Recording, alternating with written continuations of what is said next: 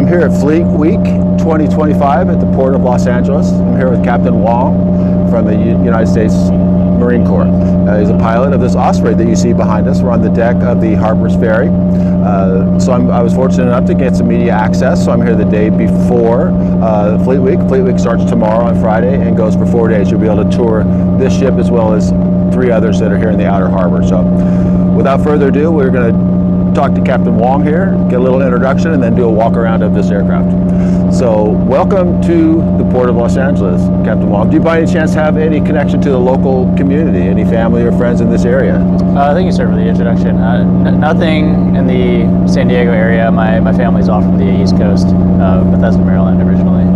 Okay, well it's amazing how many people I talk to that actually have local connections, and a big part of Fleet Week for them is being able to see family and friends and maybe return home for a little while too. So anyway, welcome to the Port of Los Angeles, and thank you for being here. We're going to focus a little bit on the Osprey today. Of course, that's where you're a pilot of the Osprey.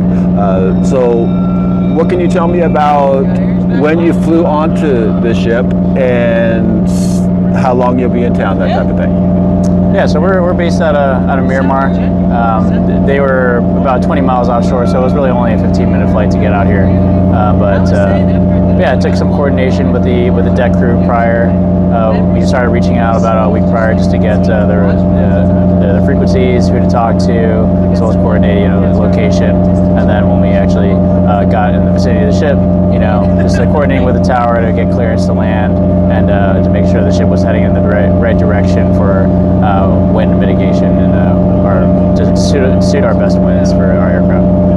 Very good. Can you tell me a little bit about your background with the United States Marine Corps as a pilot?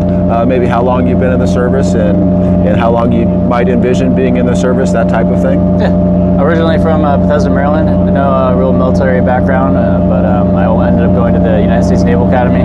I graduated in 2018 and then joined the Marine Corps post-graduation. So I've been in the Marine Corps since 2018, about 7 years now.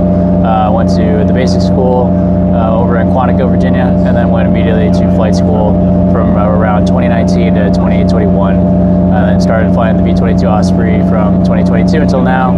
I got to my fleet squadron, the VMM-165 White Knights, based out of Miramar in January of 2023, where I've been stationed ever since. Well, it's an impressive career so far, and I thank you for your service too. I always like to throw that in there because I really do appreciate it. I have a great affection for aircraft and pilot, and I really appreciate pilots and what they do. It's amazing the type of things that your aircraft can do and the type of things that you can do as a pilot. So, thanks. Well, I think what we'll do now is we'll do a little walk around at 360 of the Osprey, if you don't mind, and have you point out anything interesting about the aircraft, and we'll just kind of wing it as we go along.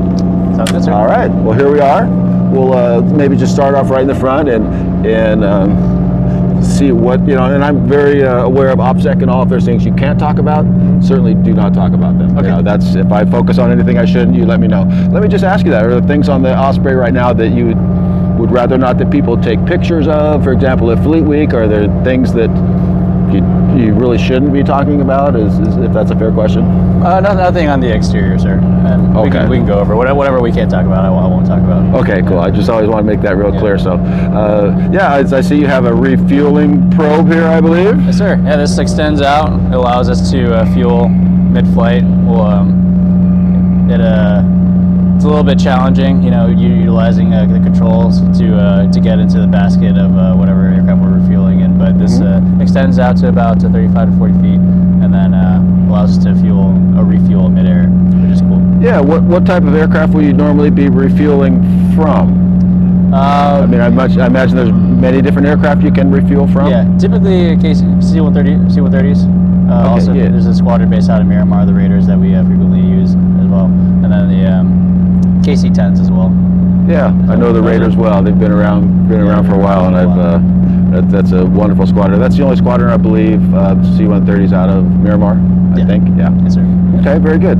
So that's a refueling probe. Yep. How about down here? Is this anything else you want to talk about the refueling probe, or you want to just go down to the FLIR right down here? Let's go down to the FLIR. That stands for forward-looking infrared.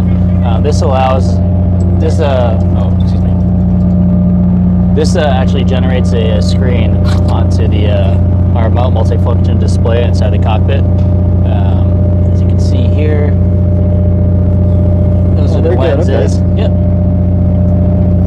And we can actually control the direction that this spins via a track handle on the inside of the aircraft. So a cool tool to use to gain a 360-degree coverage of what's outside. Is that mainly for flight purposes or targeting purposes, or maybe both? Yeah, a little bit of both. A little bit of both. Okay, very good. Let's walk around. How about if we walk around this way a little bit, and if there's anything here you want to talk about?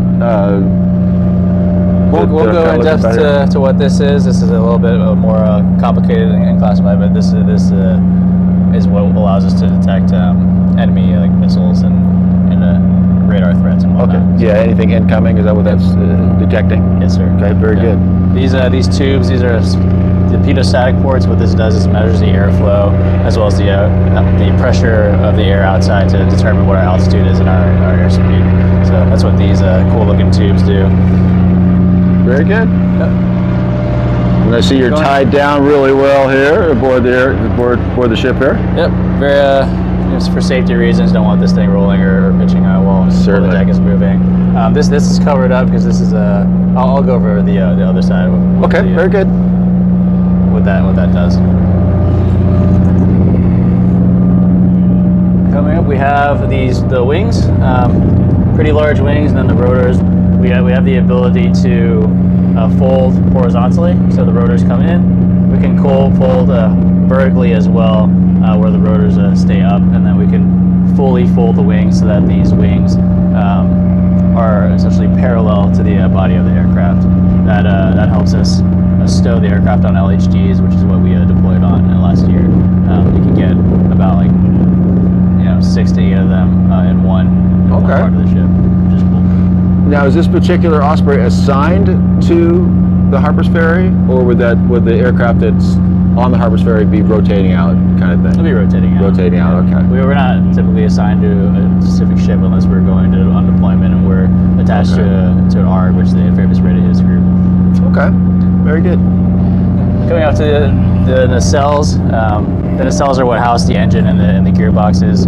These have the ability to fold all the way or go all the way down for an airplane mode, and then we can also tilt them all the way up 90 degrees perpendicular to the deck to activate or the helicopter mode. Very good. So is it an airplane or a helicopter? It's both. I know we talked about that a minute ago.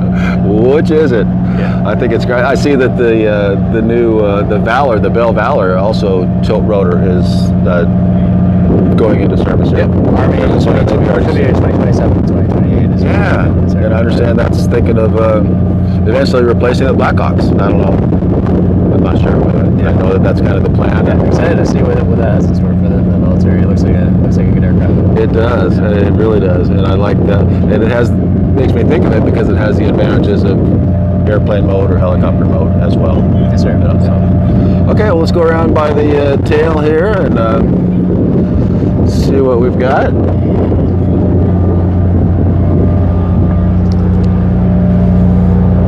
Like I said, on the left forward quarter, we got the also an aft sensor for missiles and radar threats.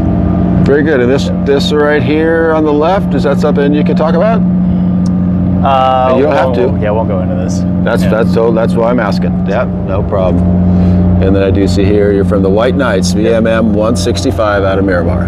Yes, sir. This is the ramp and the door. This ramp here will come down to let troops debark, and then this door will come up as well. And about how many troops would you be able to fit in here at maximum capacity? About 23. It'll allow everybody to have a seat, and then also have two stroking seats for our crew chiefs as well in the back. And you do, I imagine, cargo as well? Yes. Yeah, okay. Yep. Very good. And this is this long thing here in the back is called the elevator. It's a platform that's parallel to the deck. It moves up and down based off what we utilize with the stick. So if we push down, or we push forward, it'll go down. If we push up, it'll go up. Okay. What's the maximum speed of your aircraft about? In airplane mode. Airplane mode would be at 280 knots. Great. I typically fly around 220. Okay.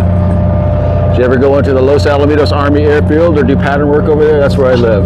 I have not. I have, yeah. Well, I've got to encourage you to do that. If you're doing some training, maybe get you to fly in through Los Alamitos, and I'll get some pictures for you. Yeah. And then the right side of the aircraft, exactly the same. We've got a door there where it says rescue. That will typically go up when we're on our approach to landing, and you'll see a crew chief actually stick their head outside, and they'll be scanning the deck for any obstacles. They'll be clearing the aircraft. And especially important in the shipboard environment, where there's a lot more obstacles and things that the aircraft could touch, and so it's very important for them to be able to clear our aircraft, call us forward, aft, right and left in order to make a safe landing. Yeah. What call sign do you guys use for the White Knights normally? Do you have a normal call sign for the aircraft? It's the call sign we utilize for radios is Lady Ace. Lady Ace. Lady Ace. Kind of like the playing card. Was it formerly the Lady Aces? Was that, or is that just your... No, it was always the White Knights. Okay, always the White Knights. I just seemed like I've heard Lady Aces more than White Knights, but I don't know if that's true or not. But can you tell me anything about the White Knights? How you got your name, for example? Do you know that part of the story of your squadron by any chance? It's been the White Knights ever since the Vietnam era. Couldn't tell you how the origins, unfortunately. Well, I just thought I'd throw that one at you just for fun to see if you knew, but I'm curious about that. Yeah, I'm going to zero in, if you don't mind, on your patch, because that's a wonderful logo that you guys have. I love that. And I'm not a patch collector, but I know some of my friends are going to look at that and say, "Oh, that's such a cool patch. I want one of those. You should have got one of those."